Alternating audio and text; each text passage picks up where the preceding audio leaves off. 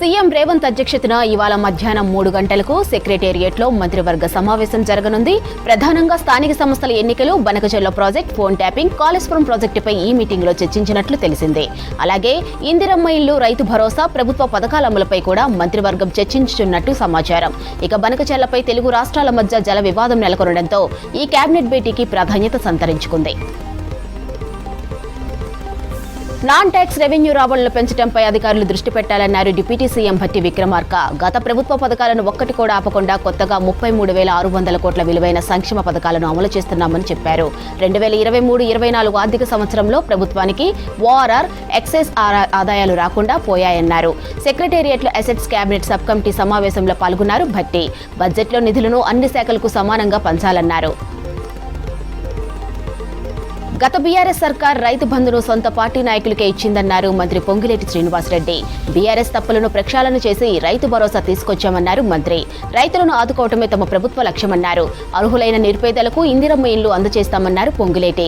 Revenue సదస్సులో వచ్చిన లక్షలాది భూ అప్లికేషన్లను పరిష్కరిస్తామన్నారు. ఇక నల్గొండ జిల్లా నకరేకల్లో జరిగిన ఇందిరమ్మ ఇళ్ల పట్టాల పంపిణీలో పాల్గొన్నారు మంత్రి పొంగిలేటి శ్రీనివాసరెడ్డి. కాకస్ఫూర్తితో పేదల సంక్షేమం కోసం నిరంతరం పోరాడుతామన్నారు మంత్రి వివేక్ వెంకటస్వామి. మాలలు ఆత్మగౌరవంతో బతకాలని చెప్పారు. మాలలకు రిజర్వేషన్లు, నిధుల పెంపుకు కృషి చేస్తానన్నారు. దళితులంతా ఐక్యంగా ఉండాలని చెప్పారు. హైదరాబాద్ బంజారా హిల్స్ లోని బంజారా భవన్లో మంత్రి వివేక్ ను ఘనంగా సన్మానించారు దళిత, కార్మిక, ఉద్యోగ సంఘాల నేతలు. రైతు భరోసా నిధుల పంపిణీలో రికార్డు సృష్టించామని రాష్ట్ర ప్రభుత్వం తెలిపింది. 6 రోజుల్లో 66,19,000 మంది రైతుల ఖాతాల్లో 7,770 కోట్లు జమ చేసింది. గత 7 ఏళ్లలో రైతులకు ఇంత వేగంగా పెట్టుబడి సాయం నిధులను పంపిణీ చేయడం ఇదే తొలిసారి. జూన్ 16న రైతు నేస్తం వేదికలో రైతు భరోసా నిధుల విడుదలను ప్రారంభించారు సీఎం రేవంత్. శనివారం నాటికి 9 ఎకరాల్లోపు భూమి కలిగిన రైతులందరి ఖాతాల్లో నిధులు జమ అయ్యాయి. గతంలో వానాకాలంలో పంటలకు పెట్టుబడి సాయం పంపిణీ గరిష్టంగా 169 రోజుల వరకు సాగాయి. బనకచెర్ల విషయంలో వెనక్కి తగ్గేదే లేదన్నారు పీసీసీ చీఫ్ మహేష్ కుమార్ గౌడ్. రాజకీయ నేతలు, జడ్జీలు, యాక్టర్లు, అధికారుల ఫోన్లు ట్యాప్ చేసిన నీచమైన చరిత్ర బీఆర్ఎస్ పార్టీదేనన్నారు. ఇక ఫోన్ ట్యాపింగ్ దేశ చరిత్రలోనే అతిపెద్ద నేరమన్నారు మహేష్ కుమార్. ఈ నేరంలో పాలు పంచుకున్న ప్రతి ఒక్కరూ జైలుకు వెళ్లాల్సిందేనని స్పష్టం చేశారు.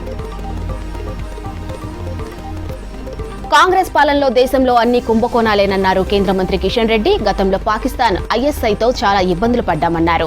హైదరాబాద్ సహా అన్ని పట్టణాల్లో పాక్ ఉగ్రదాడులు చేసిందన్నారు.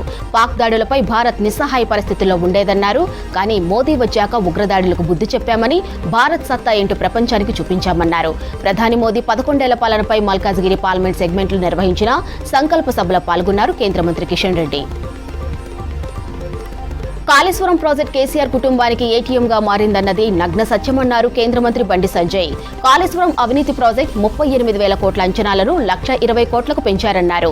అవినీతి కేసుల్లో సీఎం రేవంత్ కేసీఆర్ ను కాపాడుతున్నారని ఫైర్ అయ్యారు. కాళేశ్వరం ప్రాజెక్టుపై ప్రధాని మోదీ స్టాండే బీజేపీ స్టాండ్ అన్నారు. కొందరు బీజేపీపై తప్పుడు ప్రచారం చేస్తున్నారని మండిపడ్డారు బండి సంజయ్. పశ్చిమాసియాలో శాంతికి ఇరాన్, ఇజ్రాయెల్ కృషి చేయాలన్నారు ప్రధాని నరేంద్ర మోదీ. ఇరాన్ అధ్యక్షుడు మసౌద్ పెజెష్కియన్తో ఫోన్లో మాట్లాడినట్టు చెప్పారు.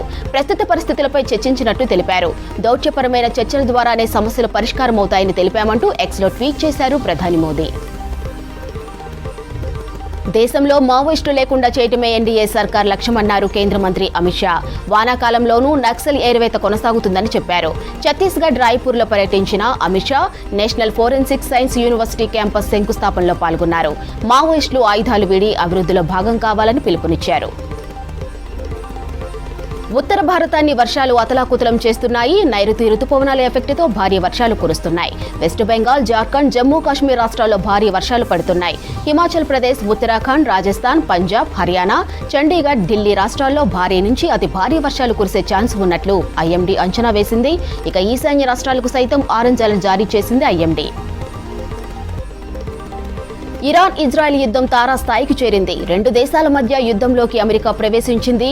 ఇక ఇరాన్లోని అన్ని స్థావరాలపై B-2 స్టెల్త్ బాంబర్లతో అమెరికా ఎయిర్ స్ట్రైక్ చేసింది. ఇరాన్లోని పోర్డో, నంతాజ్, ఇస్ఫహాన్ అణు కేంద్రాలపై బంకర్ బస్టర్లను ప్రయోగించినట్లు తెలిపింది అమెరికా. ఇక ఇరాన్ అణు కేంద్రాలపై అమెరికా చేపట్టిన దాడులు సక్సెస్ అయ్యాయని తెలిపారు ప్రెసిడెంట్ ట్రంప్. ఇరాన్ గగనతలం బయట నుంచి ఆపరేషన్ చేపట్టినట్లు తెలిపారు. ఇప్పటికైనా ఇరాన్ చర్చలకు రావాలన్నారు. ప్రతీకార దాడులకు దిగితే ఊహించని పరిణామాలు ఉంటాయని హెచ్చరించారు ట్రంప్. రాష్ట్ర వ్యాప్తంగా పలు ప్రాంతాల్లో మోస్తరు వర్షాలు కురుస్తున్నాయి. మంచిర్యాల, పెద్దపల్లి, భూపాలపల్లి, ములుగు, భద్రాద్రి కొత్తగూడెం జిల్లాలో అక్కడక్కడ వానలు పడ్డాయి. వచ్చే 2 గంటల్లో తేలికపాటి నుంచి మోస్తరు వర్షాలు పడతాయని వాతావరణ శాఖ తెలిపింది.